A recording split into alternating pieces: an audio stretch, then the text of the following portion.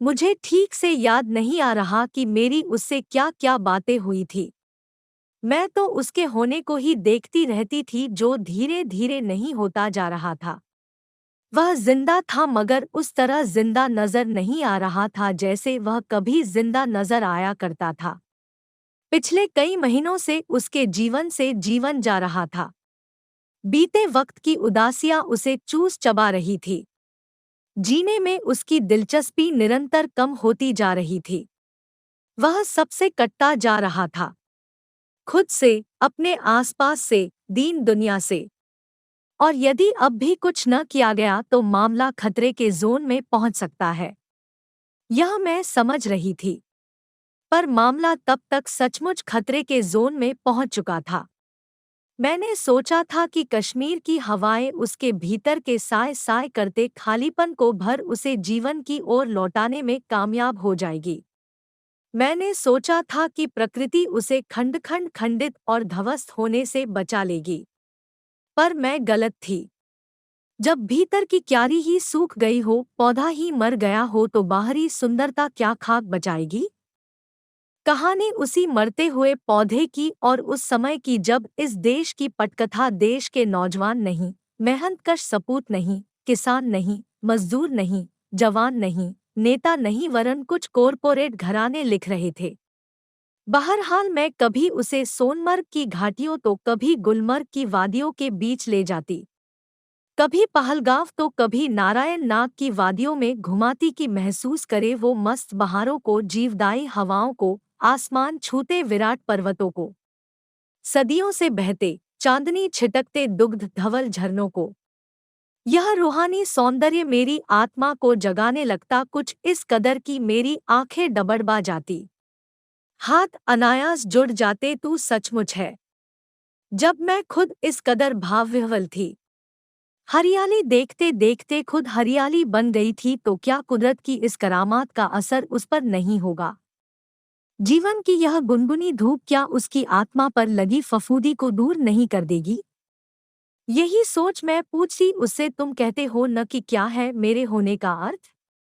तो खोजो कुदरत के इस कमाल के बीच, तारों भरी इस रहस्यता के बीच, पर्वतों की इस विराटता के बीच अपने होने का अर्थ। मैं कहती, ध्यान से सुनो इन चिड़ियों की चहचहाहट को, झरनों को, हवाओं और पत्तों की सरसराहट को रोक। पर उसकी आंखों की खिड़की में तो इतना धुआं भरा हुआ था, उसके कानों में इतना शोर भरा हुआ था कि वह न कुछ देख पाता और न ही किसी महीन ध्वनि या तरंग को पकड़ ही पाता था। बस अपने खोल में ही बंद पोटली सी पड़ी रहती उसकी काया। मुझे लगता मैं अपने बेटे नहीं वरन किसी अजनबी के साथ हूँ जो किसी भी हालत में तैयार नहीं जिंदगी का साथ निभाने को। पर फिर भी मैंने हथियार नहीं डाले। मैं पूरी शक्ति के साथ लग गई कि जागे उसमें जीवन। मैं सुनाती उसे सृष्टि के रहस्य और अमरता की कहानी, ठीक वैसे ही जैसे कभी सुनाई थी शिव ने पार्वती को अमरनाथ की गुफा में। मैं सुनाती उसे महाभारत की कहानी की कैसे हताश और भ्रमित हुए अर्जुन में श्री कृष्ण ने वह शक्ति भर दी कि फड़क उठा। वह पहाड़ पर सैलानियों को घुमाते घोड़े वालों को दिखाते हुए मैं शब्दों का महल खड़ा कर देती, देखो इनकी अटूट जिजीविषा को, मुट्ठी भर अनाज के बदले ये दुनिया को ठेंगे पर रखने की कुवत रखते हैं। मैं जी जान से लगी थी कि क्या कुछ करूं, क्या गाउरों की उसकी आत्मा पर लगा सारा कीचड़ धुल जाए और वह फिर तरोताजा हो जाए, सृष्टि की पहली सुबह सा, गंगा की गंगोत्री सा। आखिर माँ हूँ मैं उसकी, मुझे पहुँचना ही होगा आत्मा के उन अंधेरे तहखानों तक जहाँ जिंदगी ने डरा रखा है उसे। पर ऐसा कुछ भी नहीं हो पाया। उसने तो जैसे सन्नाटे को ही ओर बिछा लिया था, इसीलिए मेरी किसी भी बात का, यहाँ तक कि दार्शनिकता में पगे सूत्रों का भी उस पर कुछ असर नहीं हो पाया। जैसे कि अपने शवेंद्रियों के दरवाजे के बाहर उसने बोर्ड लटका दिया हो, नो एंट्री, और मेरा कहा उसके घायल व्यक्तित्व से टकराकर लौटकर मेरे पास ही वापस आने को अभिशप्त हो। कई बार मुझे महसूस होता कि प्रकृति भी अकेले को और अकेला और भरे हुए को और भर देती है। क्या इसीलिए इस देश के ऋषि मुनियों ने सर्वोत्तम प्राकृतिक सौंदर्य के बीच वैराग्य और मौत का वर्ण किया? स्वामी विवेकानंद, स्वामी रामतीर्थ, महाप्रभु चैतन्य, जाने किन किन के नाम ज़ेहन में कौंधते और डर की ठंडी लहर मेरे भीतर उतर जाती। नहीं बनने देना है मुझे उसे विवेकानंद और रामतीर्थ। बस मेरा बेटा ही बना रहे वह। पर वह तो तुला था खून खच्चर करने पर। उफ! क्यों नहीं हो जाता है वह पहले की तरह? क्यों इतना अज्ञेय हो रहा है वह? क्या इसी का नाम है इंसान? बंदरों की तरह उछल कूद करते विचार और लहरों की तरह उठती गिरती स्मृतियाँ। ममा, यह क्या पहन रखा है तुमने? किसी जांच अधिकारी की तरह सिर से पैर तक ताकते हुए पूछा था उसने। मैं भौचक कहीं कुछ उल्टा तो नहीं पहन लिया, कोई ठिकाना नहीं मेरा भी। पर नहीं, सब ठीक ठाक ही था। ठीक ही तो पहना है। साड़ी ऐसे ही तो पहनी जाती है। आज क्या पहली बार देख रहा है मुझे? साड़ी हिंदुस्तानी और ब्लाउज पाकिस्तानी, यह क्या मैचिंग है? काली जीन्स पर लाल काली टॉप जिस पर लिखा था बीइंग ह्यूमन और जो थोड़ी ऊपर चढ़ गई थी, उसे नीचे खींचते हुए बोला वह। बाप रे, तू एमबीए है या मैच मेकर? अरे भाई, साड़ी नई है, ब्लाउज थोड़ा घिसा पिटा है, तो क्या हुआ, क्या फर्क पड़ता है? थोड़ा ज्ञान बघाड़ते हुए मैंने इतना और जोड़ दिया कि महत्वपूर्ण यह नहीं है कि मैंने क्या पहना है, महत्वपूर्ण यह है कि मैं क्या सोचती हूँ। महान चित्रकार एम.एफ. हुसैन तो अमेरिका जैसे देश में भी नंगे पैर आर्ट गैलरी चले जाते थे, क्योंकि वे होने में विश्वास करते थे, दिखने में नहीं। लेकिन वह तो मेरी कायाकल्प करने पर तुला था, इसलिए मेरी किसी भी बात का जवाब न देते हुए अपनी ही पतंग उड़ाता रहा। फर्क पड़ता है माँ, तुम्हारा बेटा एमबीए है, कंज्यूमर प्रोडक्ट में दुनिया की सबसे बड़ी मल्टीनेशनल का ब्रांड मैनेजर। अपने हाथों को उसने बड़ी कंपनी के अनुपात में ही फैलाया। सोचो तुम ही यदि इस प्रकार कॉमन मैन दिखोगी तो लोग मेरे बारे में क्या सोचेंगे? उसके माथे पर सिलवटें साफ दिख रही थी। अच्छा ही सोचेंगे। सादा जीवन उच्च विचार की अवधारणा क्या शून्य से टपकी है? फिर मैं किसी और के विचारों की मोहताज नहीं हूँ। मन किया यह भी जोड़ दूँ कि तुम लोग जीन्स पहनते हो, मानवीय विचारों की पर उड़ते हो अमानवीय आसमान में, पर मैं उन क्षणों किसी भी प्रकार की कटुता इस संवाद में नहीं लाना चाहती थी, क्योंकि उन क्षणों को मैं एक गौरवशाली माँ की हैसियत से भी जी रही थी, इसलिए चुप्पी मार गई। तुम भी अम्मा, वह बच्चों की तरह निरीह दिखने लगा था। देखो मैं तुम्हारे लिए क्या लाया हूँ। आंखें चौड़ी हो गई थी मेरी। चप्पल से लेकर माथे की बिंदी तक सब ब्रांडेड। एकाएक नजर घड़ी पर पड़ी। प्लास्टिक की थोड़ी बड़ी सी काली कलूटी चमकती घड़ी। मैं फिर झल्ला पड़ी, यह घड़ी नहीं पसंद मुझे। तो कैसी पसंद है? उसे संतुष्ट करने की गरज से कहा, मुझे सुनहले बेल्ट की घड़ी पसंद है। वह खिलखिला कर हंस पड़ा, शैम्पू किए खुशबूदार बालों पर नज़ाकत से हाथ फेरते हुए कहने लगा, वो मेरी बुद्धू अम्मा, यह है रेडो की घड़ी। जानती हो कितने की है? कितने की? उसकी आंखें बड़ी कीमत के अनुपात में ही खिंचती जा रही थी। पर मुझे जरूरत नहीं ब्रांड की। घड़ी का काम है समय बताना, जो मेरी घड़ी बखूबी मुझे बता ही देती है। जानते हो मेरी सहेली के पास 10 घड़ियां हैं, फिर भी वह समय पर नहीं पहुंचती। खैर, यह बता क्या तारीफ है तुम्हारी इस लाडो घड़ी की? हुलसित होकर कहने लगा वो, लाडो नहीं, रेडो घड़ी। अम्मा, इसकी सबसे बड़ी तारीफ है कि यह कभी भी पुरानी नहीं दिखती, कितना भी इसे तोड़ो पटको इस पर निशान नहीं पड़ते। आज जैसी दिखे न यह, आज के 5 साल बाद भी यह वैसी दिखेगी। क्या कहते हैं तुम्हारी हिंदी में एवरग्रीन को? चिर युवा कहा मैंने, और सिर्फ उसका मन रखने के लिए मैं घड़ी को उलट पुलट कर देखती रही और सोचती रही कि ग्लैमर और चकाचौंध के पीछे भागती इस पीढ़ी के वायरस कहीं मुझे भी संक्रमित न कर दें।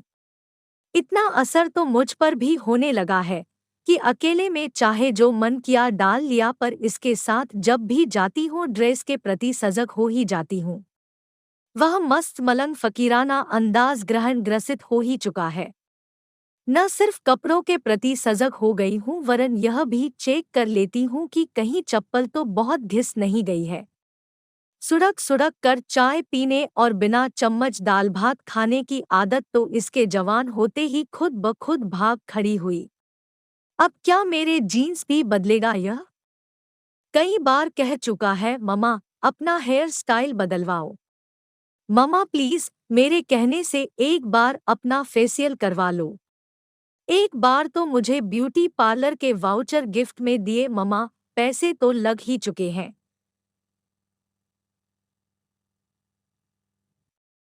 अब चली भी जाऊं। हंसी आ गई मुझे उसकी कच्ची चालाकी पर। सोचता है कि ऐसा कहने से अम्मा चली ही जाएगी। एक बार उसने अपने कुछ मित्रों को घर पर खाने के लिए बुलाया तो फिर पीछे पड़ गया, अम्मा अपने हेयर डाई करवा लो। चश्मे का फ्रेम तो उस दिन खुद ही जाकर ले आया था।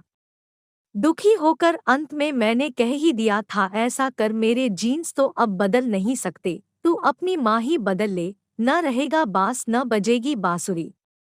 उसी दिन मैंने ध्यान नहीं दिया और उसके सामने ही पेटीकोट से, क्योंकि साड़ी नायलॉन की थी, चश्मा पोंछ लिया तो फिर वह निराश हो गया। उसी शाम मेरे लिए ढेर सारे टिश्यू पेपर ले आया, मम्मा इनसे पोंछो अपना चश्मा।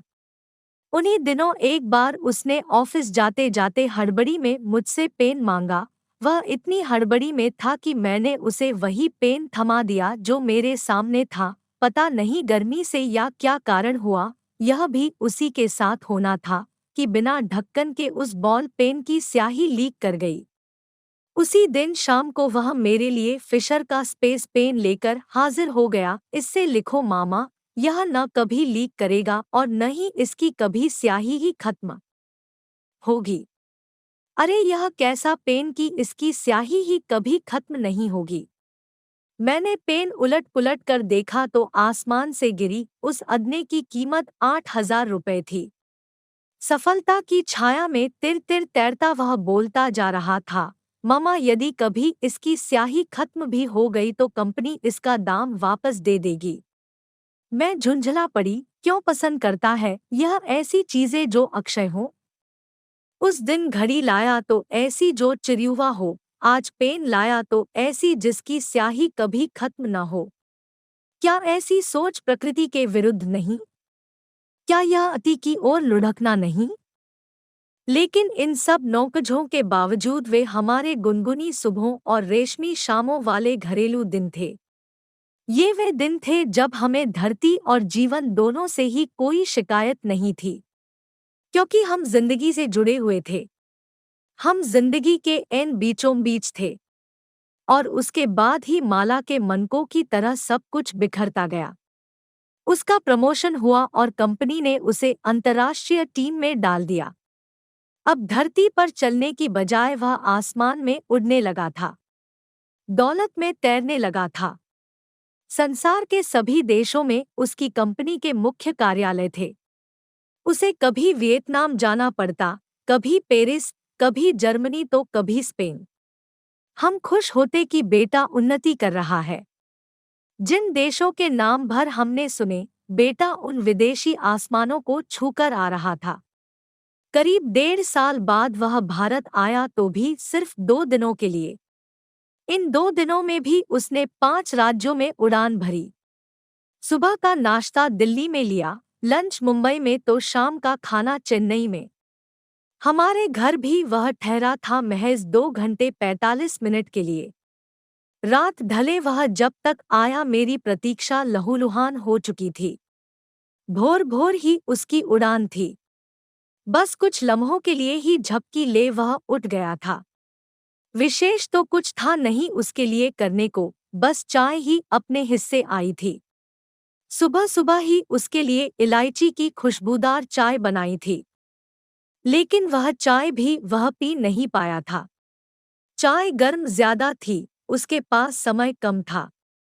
वहीं किसी काम से मैंने उसका किट बैग खोला तो हैरान रह गई। उसमें चावल, दाल, दलिया, आटा आदि के छोटे छोटे पैकेट थे। छोटी सी प्लास्टिक की पैक मसालेदानी थी जिसमें हल्दी, मिर्च, धनिया, जीरा और अमचूर भरा हुआ था। एक छोटा सा कुकर भी था। यह क्या? मुझे लगा जैसे मैंने चावल, दाल और मसालों के पैकेट को नहीं वरन सांप, बिच्छुओं को छू लिया है। बिना घी, तेल के क्या यह उला खाना खाता है? मैंने पूछा तो वह उखड़ गया, सामान को जोर जोर से सूटकेस में पटकते हुए, चीखती आंखों से मुझे देखते हुए बोलने लगा, मम्मा, मेरा माइक्रो मैनेजमेंट मत करो। वह जब भी झुंझलाता अंग्रेजी पर उतर आता था। मेरा रुआसा चेहरा देख वह फिर थोड़ा नरम पड़ा, शायद मेरे दुख से दुखी भी हुआ। मेरे कंधे पर हाथ रख समझाने लगा, मम्मा, मैं यहाँ से सीधा मैड्रिड, स्पेन जाऊंगा। वहाँ शाकाहारी भोजन नहीं मिलता। 1975 तक तो वहाँ शाकाहारी खाना बैन तक था। अब बैन तो नहीं है, फिर भी शाकाहारी खाना कहाँ खोजूंगा? खाने के अलावा भी दुनिया में बहुत काम है। इस कारण मैं 4-5 दिन का खाने का सामान साथ रखता हूँ कि कहीं नहीं मिले तो पकाकर खा लूं। इतना सा दाल चावल चल जाए 5 दिन? जानती थी अधिक ज़रा पसंद नहीं जनाब को, विशेषकर उन बातों पर जहाँ उसका कद छोटा लगे। ताई की गांठ ठीक करते हुए वह सचमुच झल्ला पड़ा। Chill mama, try to understand. Bread, cheese, मक्खन, नूडल्स वगैरह तो हर जगह मिल ही जाता है। एक टाइम उससे निकल लेता हूँ। ध्यान से देखा मैंने, ब्रेड, चीज और मक्खन खा खा कर उसका वजन बढ़ रहा था। शरीर पर हर कहीं अतिरिक्त चर्बी नजर आ रही थी। सामने के बाल काफी उड़ गए थे।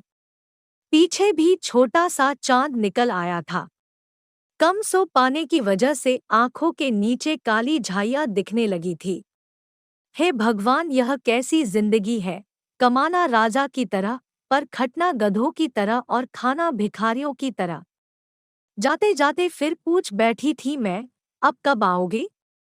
जाने किस ख्याल में खोया था वह कि जवाब दिया, 400 करोड़। क्या? 400 करोड़ दिन के बाद? यह क्या कहा? वह शर्मा गया। सॉरी ममा, मेरे दिमाग में कुछ और चल रहा था। अरे ममा, मैं अपनी कंपनी के सबसे बिकाऊ प्रोडक्ट का ब्रांड मैनेजर हूँ। इस कारण मेरे दिमाग में सेल्स का आंकड़ा घूम रहा था। मैं कहना चाह रही थी कि जिंदगी को लेकर इतनी लापरवाही ठीक नहीं, पर मैं कुछ कहती इसके पहले ही वह यह जा वह जा। आज ताना दे रहे हैं वे दिन, वे लम्हे रह रह कर कोच रहे हैं मुझे कि मैंने तभी क्यों नहीं आगे बढ़कर रोक लिया उन्हें। तब वे मेरी पहुंच से इतने दूर भी न गए थे। साल भर बाद वह फिर आया भारत पर, तब तक शायद सुर बिखर चुके थे। खूबसूरत सा कुछ था उसमें जो सदा के लिए मर गया था। तोड़फोड़ उसके भीतर शुरू हो चुकी थी। यूं बाहर से सब कुछ सामान्य ही लग रहा था, पर एक माँ की सतर्क निगाह से कुछ भी बचा नहीं रहा था। काफी थका थका, बिखरा बिखरा और उदास दिख रहा था वह। फेसबुक, आईपैड, तेज म्यूजिक, दोस्त, गर्लफ्रेंड, होटल, रेस्तरा, पार्टी, आना जाना, पीना पिलाना सब सिरे से गायब थे। ऑफिस से आते ही लैपटॉप पर या तो डेटा विश्लेषण करता या गुमसुम बैठा जाने क्या क्या सोचता रहता।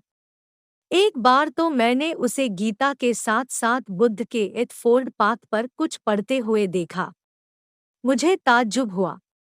हमेशा रंगीनियों, रोशनियों और चकाचौंध में उड़ने वाला गिया में क्या खोज रहा है? क्या मुझे भ्रम हुआ है? कैसे टलोलूं उसे?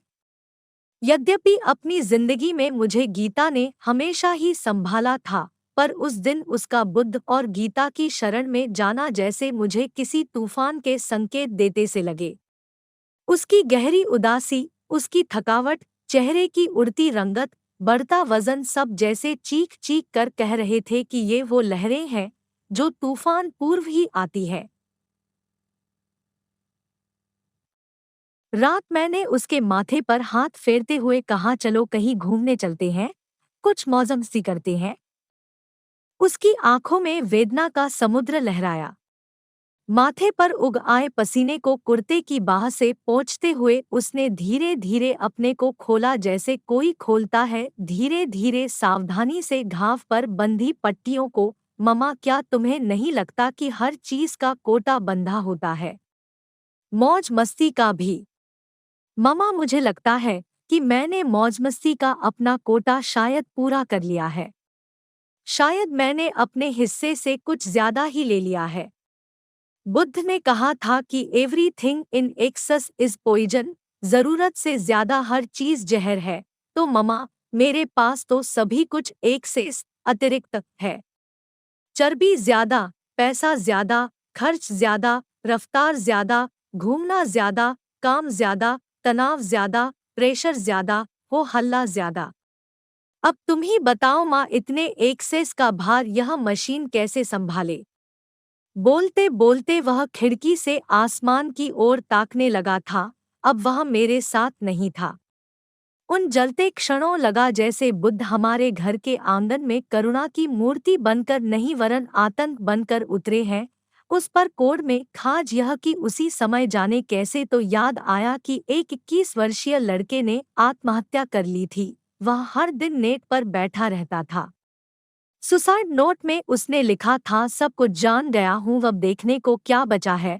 तो क्या इसका भी कोटा पूरा हो गया?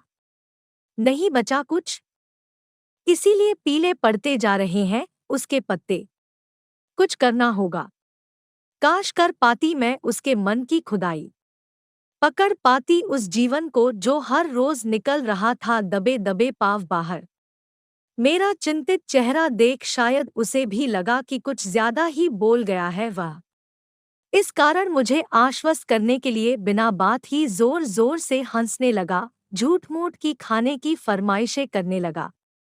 पर हर दिन ही कुछ न कुछ ऐसा होता रहता कि भरोसा फिर अनाथ हो जाता, सुख शांति का गला दब जाता।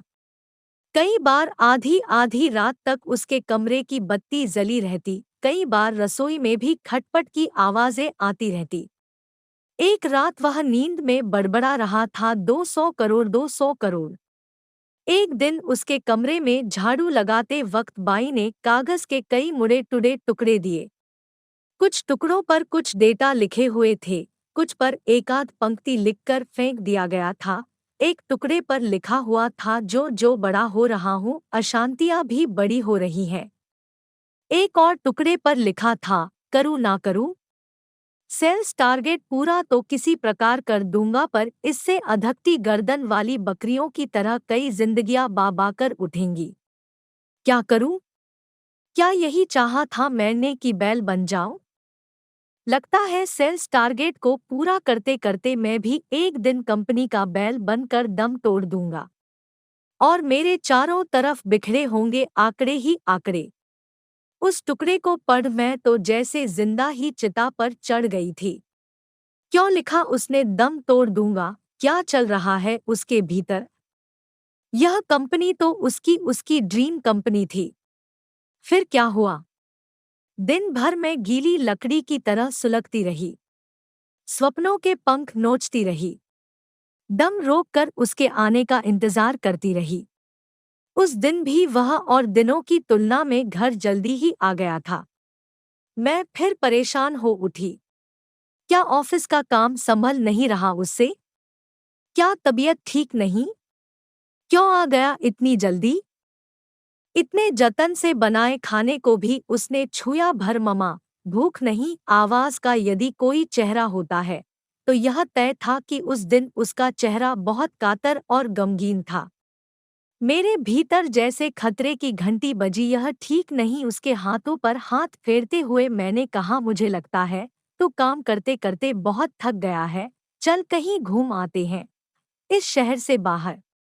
वह हंस पड़ा, एक बेजान बिलखती हंसी। ममा, सारी दुनिया तो घूम चुका हूँ, पिछले 5 सालों से घूम ही तो रहा हूँ। अब घूमने में क्या आकर्षण बचा है मेरे लिए? ममा इतना तेज दौड़ा पर पहुंचा कहीं नहीं। बोलते बोलते उसकी आवाज बिखरने लगी थी। मन पर पट्टियां बंध गई मेरे। क्या कुछ नहीं बचा? क्या सब कुछ देख भोग लिया इसने 29 साल के इस जीवन में? इसीलिए जब भी शादी की बात मैं करती हूँ किसी न किसी बहाने टाल देता है वह मुझे। कभी कहता अब जमाना शादी का नहीं, लिव इन रिलेशन का है, तो कभी कहता ममा कंपनी टिककर बैठने दो तो सोचूं। एक बार एक लड़की को लेकर मैं पीछे ही पड़ गई तो हाथ छुड़ा कर भागा। बाद में उसका एसएमएस आया, मुझमें सुख भोगने की न इच्छा रही न ताकत। मैं ठंडा हो चुका हूँ। Oh no. सारी रात स्वप्नों के पंख झड़ते रहे। उसके अलग मेरे अलग। क्यों लिखा उसने सुख भोगने की न इच्छा रही न ताकत? क्या नौकरी के तनाव और सेल्स टारगेट ने मार डाला है उसे? आशंका के सांप डंसते चले गए। पिछले दिनों मेरी सहेली के डॉक्टर पति ने कहा था, क्या बताए, तेज रफ्तार की जीवन शैली और आधुनिक जीवन के तनाव युवकों में नपुंसकता बढ़ा रहे हैं। तो क्या यह भी? भगवान न करे। क्या होगा अति और गति में जीने वाली इस पीढ़ी का? न यह खुद जिएगी न जीने देगी। मुझे लगा सारे उत्पात की जड़ यह नौकरी है, जिसे पाने के लिए कभी उसने धरती आसमान एक कर दिया था। 16-16 घंटे पढ़ कर खुद को गला ही डाला था। वही नौकरी आज उसका खून चूस रही थी। उसका छरहरापन, उसकी ताजगी, उसके सुंदर केश, उसका व्यक्तित्व, उसकी आत्मा, यहाँ तक कि उसकी हंसी तक उससे छीन चुकी थी। कई बार मुझे सोचना पड़ जाता था कि वह अंतिम बार कब हंसा था।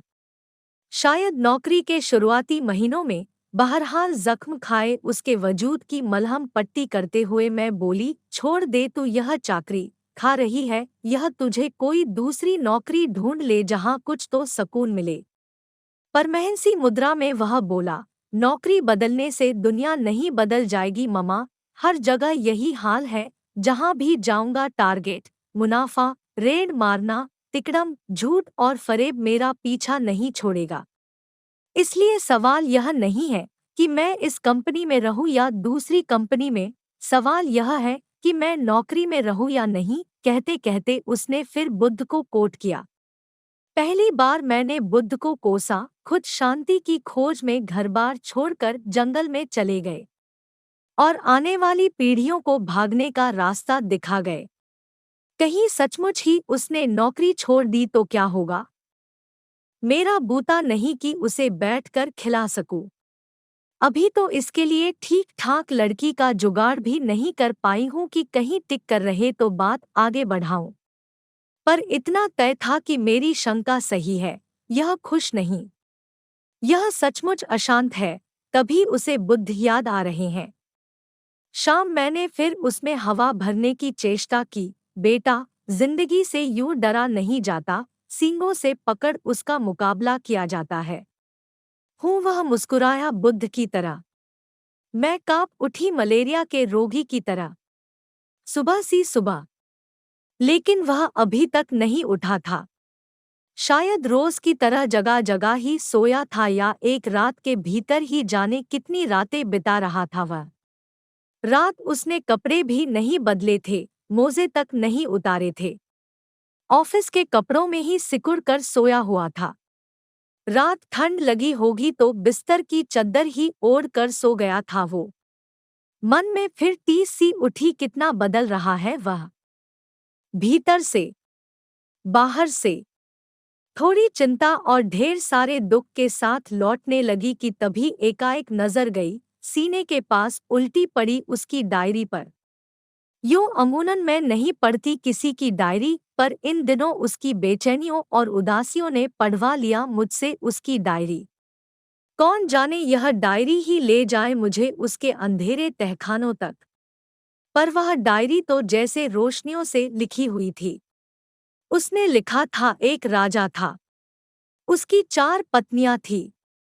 पहली पत्नी के पास वह कभी झांकता तक नहीं था। दूसरी को वह सिर्फ पारिवारिक समारोहों में ले जाता था। तीसरी को दूसरी से थोड़ा ज्यादा समय देता। उसकी जिम्मेदारी थी उसकी प्रॉपर्टी की देख रेख करना, उसको संभालना, आगे बढ़ाना। उसका अधिकांश समय चौथी बीवी के साथ ही गुजरता। मौजमस्ती में, घूमने फिरने में, नौका विहार में, नृत्यमदिरा में। एक बार राजा मरणासन्न हुआ। अकेले इस धरती से जाना। अकेले रहने की आदत नहीं। उसने अपनी चौथी पत्नी से कहा, तुम भी मेरे साथ चलो, सती हो जाओ। उसने कहा, यह कैसे हो सकता है महाराज, मेरी तो सारी जिंदगी ही मौजमस्ती और भोग विलास में बीती है। मेरा मन अभी भरा नहीं है। अतृप्त कामनाओं के साथ मैं कैसे मरूं? फिर राजा ने अपनी तीसरी पत्नी की ओर देखा। उसने भी टका सा जवाब दे दिया, महाराज, मेरा कार्य अभी पूर्ण नहीं हुआ है। इस बीच कितनी ही प्रॉपर्टी मैंने खरीदी है, जिनका भुगतान करना है। कितनी ही प्रॉपर्टी मैंने बेची है, जिनका भुगतान अभी आना है। मेरा कार्य अभी अधूरा है। मैं कैसे जा सकती हूँ? निराश राजा ने अपनी दूसरी पत्नी की ओर ताका, तुम चलो मेरे साथ। उसने भी अपनी असमर्थता दिखाई, महाराज, आपने तो मुझे एक ही कार्य सौंपा, परिवार को संभालने का। मेरा कार्य अभी पूर्ण नहीं हुआ है, मैं कैसे जाऊं?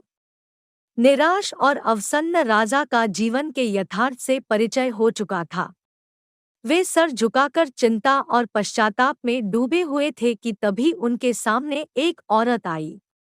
उसने उन्हें कहा, महाराज, मैं आपके साथ चलने को तैयार हूँ। राजा भौंचक, यह कौन? तभी उस युवती ने अपना परिचय दिया, महाराज, मैं आपकी पहली पत्नी हूँ। आपने तो कभी मेरे द्वार झांका तक नहीं, पर मैं जाऊंगी आपके साथ। यह पहली पत्नी ही आपकी आत्मा है, विवेक है, जिसके पास आप शायद ही कभी फटकते हैं।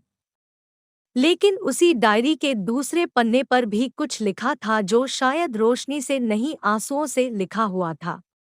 जहां मन, शरीर और आत्मा का दर्शन नहीं, वरन उसके जीवन की कुछ तल्ख सच्चाई थी। उसने लिखा था, काश मैंने वह सब न देखा होता। उसके बाद कुछ लिखकर काट दिया गया था। कुछ जगह खाली छोड़ दी गई थी। डायरी के पन्ने की तरह शायद उसके दिमाग में भी बहुत कुछ आड़ा तिरछा चल रहा था। नीचे की तरफ लिखा था, पहली डुबकी में कहाँ समझ पाया था कि जिंदगी कहीं और है। अब समझ पाया हूँ, जब गले तक धंस गया हूँ, कि अरबों खरबों का हमारा व्यापार झूठ और सिर्फ झूठ पर टिका हुआ है, खूबसूरत बनाने के झूठे वादों पर अब नहीं होता मुझसे यह सब। शर्म आती है मुझे अपने पर। लोग मर रहे हैं, किसान आत्महत्या कर रहे हैं, गांव के गांव उजड़ रहे हैं, और हमारी टीम अपनी सारी ताकत और ऊर्जा इस बात पर लगा रही है कि कैसे युवतियों को गोरापन बेचा जाए, कैसे उन्हें खूबसूरत दिखने का स्वप्न बेचा जाए, कैसे गांव के लोकल निर्माताओं और छोटे मोटे उत्पादकों से उनका धंधा छीन लिया जाए, जिससे हमारे लिए मैदान साफ हो। बॉस कहते हैं कि तुम सोचना छोड़ दो, अच्छा बनने में समझदारी नहीं है, दूसरे का बोझ हम क्यों उठाएं, धारा के विरुद्ध हम क्यों चलें। हमें नौकरी में रहना है तो हर हाल में कंपनी को प्रॉफिट कमा कर देना होगा, चाहे कपट से, अनैतिकता से या फिर अधर्म से। पर मैं सोचना कैसे छोड़ दूं? मेरा सोचना ही तो यह साबित करता है कि मुझमें और जानवर में सिर्फ दो पैरों का ही अंतर नहीं है। दूसरे दिन भोर भोर ही उठ गया था वह। आजकल बेटे को खो देने का जाने कैसा तो खौफ कीड़े की तरह घुस गया है भीतर की। सुबह उठते ही पाँव अनायास ही उसके कमरे के दरवाजे की ओर चल पड़ते हैं। देखा वह जमीन पर आसन बिछा पद्मासन की मुद्रा में कुछ जाप रहा था। सारी चेतना कानों पर लगा, मैं उसे सुनने लगी। होठों की दरारों से फूट रहा था कुछ, क्रांति क्रांति जैसा ही कुछ जाप रहा था। मुझे लगा मैंने गलत सुन लिया है। शांति को मैं क्रांति क्यों सुन रही हूँ? नहीं, मैं कहीं भी गलत नहीं थी। मैंने सही ही सुना था। मेरे रोम रोम ने सुना। वह सचमुच क्रांति क्रांति ही बुदबुदा रहा था। उफ, कितना कन्फ्यूजड है मेरा बेटा। कभी आत्मा की बात करता है तो कभी क्रांति की, कभी बुद्ध की बात करता है तो कभी युद्ध की। खिड़की से आती नरम धूप की उजास में फिर ध्यान से देखा उसका चेहरा। 2 दिन की बढ़ी हुई दाढ़ी, हल्की सिलवटों से भरा कुर्ता, थोड़ा मैला पड़ा पायजामा, कानों के पास चांदी के कुछ तार। पर इसके बावजूद कितना निरीह, पवित्र, उदास, सच्चा और सात्विक दिख रहा था वह। कन्फ्यूजड वह है या मैं हूँ? अशांत वह है या मैं हूँ? समझ नहीं पाई। जाप से उठा तो परम शांत दिख रहा था। पूछूं न पूछूं का असमंजस। कहीं कुछ ऐसा न कह बैठे जिसे सुन न पाऊं मैं। पर पूछ ही लिया आखिरकार। शांति की जगह क्रांति क्यों जाप रहा था तू? उसने आश्चर्य से मेरी ओर देखा जैसे चोरी पकड़ी गई हो, फिर एकटक मेरे चेहरे की ओर देखता रहा। मैंने फिर कुरेदा, बोलते क्यों नहीं? उसने कहा, देखो, देखते देखते तुम्हारे बाल कितने सफ़ेद हो गए हैं। मैं झल्लाई, टालो मत, यह मेरे सवाल का जवाब नहीं। वह हंसा। सोच की धूपछाव लहराई पल भर के लिए उसके उदास और खामोश चेहरे पर। फिर गिरे कुछ शब्द आहिस्ता आहिस्ता जैसे पतझड़ में गिरते हैं। पत्ते पेड़ों से रही होगी देश को शांति की जरूरत कभी, पर आज देश को है क्रांति की जरूरत। क्या कहा? क्रांति? खुदाया! कल तक ऊपर से नीचे तक जो साहब था आज एकाएक क्रांतिकारी कैसे बन गया? क्या पूछूं उससे? पर कहीं झल्ला गया तो जिस तरह आजकल चिड़चिड़ा हो गया है वह। हिम्मत की आखिरकार, आज क्रांति की बात एकाएक तुम्हारे दिमाग में आई तो कैसे? पपड़ी पड़े होठों पर जीभ फेरते हुए कहा उसने, ममा, आजकल सब कुछ अजीबोगरीब हो रहा है। दिलचस्प ख्याल और विचार मेरे बॉस हो रहे हैं, जो स्वप्न तक में मेरा पीछा नहीं छोड़ते हैं। कल स्वप्न देखा कि दुनिया से पानी खत्म हो गया है और लोग बाग सिर्फ कोक और पेप्सी पी रहे हैं।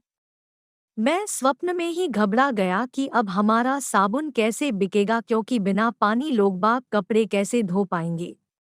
कपड़े नहीं धुलेंगे तो हमारा टारगेट कैसे पूरा हो पाएगा? Oh no! जाने कितने हार्स पावर का करंट लगा कि लगा चक्कर खाकर गिर पड़ूंगी। सफलता के हाईवे पर खड़े इस लड़के को कभी बुद्ध तो कभी क्रांति क्यों याद आ रही है? वह जहाँ था कितने पहुँच पाते हैं वहाँ तक, पर विडंबना यह थी कि वह वहाँ नहीं था जहाँ वह था, और सच्चाई यह थी कि सच होते हुए भी मन मानने को बिल्कुल तैयार नहीं था कि वह वहाँ नहीं है। फिर भी दुखी नहीं होने के तर्क ढूंढते हुए मैंने मन से गुहार लगाई, मन मेरे तू उदास मत हो, क्योंकि जो क्रांति की बात करते हैं वे जीने और दुनिया को बदलने की बात भी करते हैं, वे दुनिया को छोड़ने की बात नहीं करते हैं। नहीं, अभी सब कुछ शेष नहीं हुआ है। अभी भी बहुत कुछ बचा हुआ है उसके अंदर। नहीं तो वह क्रांति की बात नहीं करता। पर इसका और क्षरण नहीं हो इसके लिए जरूरी है कि मैं उसे दूर ले जाऊं यहाँ से। लेकिन इस बीच क्या कुछ घट गया था कि जिंदगी की चहक हाथों से एकदम छूट गई थी। कश्मीर कालाहांडी बन गया था। थोड़ा बहुत जो भी बचा खुचा था वह भी रिस गया था। सोच के भी सोच नहीं पाई कि वह जिंदगी से भयभीत था, थका हुआ था, निराश था, या जिंदगी के सत्य को जान गया था। बुद्ध के कांटे का जहर उस पर फैलने लगा था। बंशी की तरह बजता दर्द और लहर दर लहर चली आती स्मृतियां। शाम का वक्त था। डूबते सूरज की उदास होती रोशनी में मन यूं भी फड़फड़ा रहा था जैसे सदियों के जमा दुख मन पर धावा बोलने वाले हों। गमगीन सी उस दिन भी बालकनी से भीगे कपड़े उठा ही रही थी कि तभी उसके बॉस का फोन मेरे मोबाइल पर। नमस्ते आंटी, सब ठीक तो है? मैं अचकचाई, उसने मुझे क्यों फोन किया? हाँ हाँ, सब ठीक है। वह थोड़ा असहज हुआ। दरअसल आंटी, आंटी, अमित को कहिए कि एक बार ऑफिस आ जाए। नए मार्केटिंग मैनेजर को कुछ डेटा चाहिए। कितनी बार उसे फोन किया पर उसका मोबाइल हमेशा स्विच ऑफ मिला। रुकिए रुकिए, आपको जरूर कुछ गलतफहमी हुई है। शायद गलत फोन लग गया है। मेरा बेटा तो रोज ऑफिस जा रहा है। मैंने बीच रास्ते ही उसे रोक दिया, पर उसने तो मेरा तर्पण ही कर डाला। गलतफहमी मुझे नहीं, शायद आपको हुई है, आंटी। कश्मीर जाने के लिए उसने जो छुट्टियां ली उसके बाद तो वह ऑफिस आया ही नहीं। उसकी आवाज थोड़ी तन गई थी। यह कैसे हो सकता है? वह तो रोज ऑफिस के समय घर से निकलता है। मैं बौखलाई, क्या बकवास कर रहा है वह? क्या दिन में ही चढ़ा ली?